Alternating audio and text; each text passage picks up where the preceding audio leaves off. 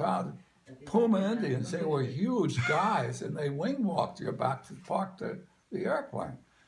So tell me back about the solo again. The traffic pattern's filled with other cadets and students doing the same thing. I don't remember. Must have been I know that there was nobody flying the day that I soloed. Gotcha. Every class was out there watching me, the upperclassmen, the lowerclassmen, and they were watching me solo.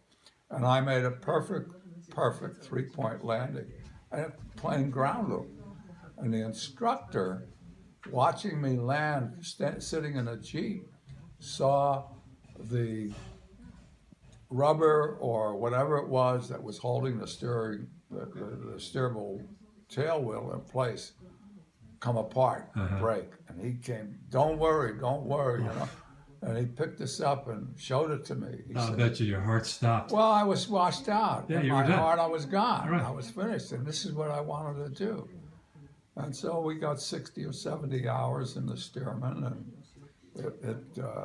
it was, you know, like making love to the first time you ever really made love. That's the airplane you fall in love with. I read somewhere where you mentioned that you were landing on some of the farmers' roads in between Tempe and some of the. We did it cross common? country, and there was my cross country was to Tempe, Mesa, and Chandler, and there were no electric wires. There were dirt roads, 1 or 2 or 3 houses. There was really nothing there. Sure. The instructor was sitting there in a Jeep. You had to taxi up. He took your name and the time, and then you went to the next place. Oh, so it was a point-to-point, so Point to a little point. bit of map study, navigation skills.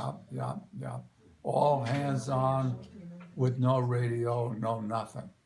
Just, you did it. Is it true that the instructors could sometimes stand on the ramp when you're in the traffic pattern and yell instructions, or was it too noisy to hear that? I don't remember any Yeah, of that. I mean, you were on your own when you were in the airplane. When you were in the airplane, you were on your own. And I know the instructors were dedicated guys because there was one guy in our class of 43As that didn't have his seatbelt on.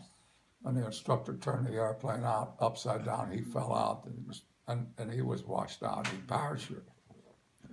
And the instructor was fired, you know. Oh, for pulling that kind of safety, of the safety issue. Yeah, there was no conversation about it. Right. And he was gone.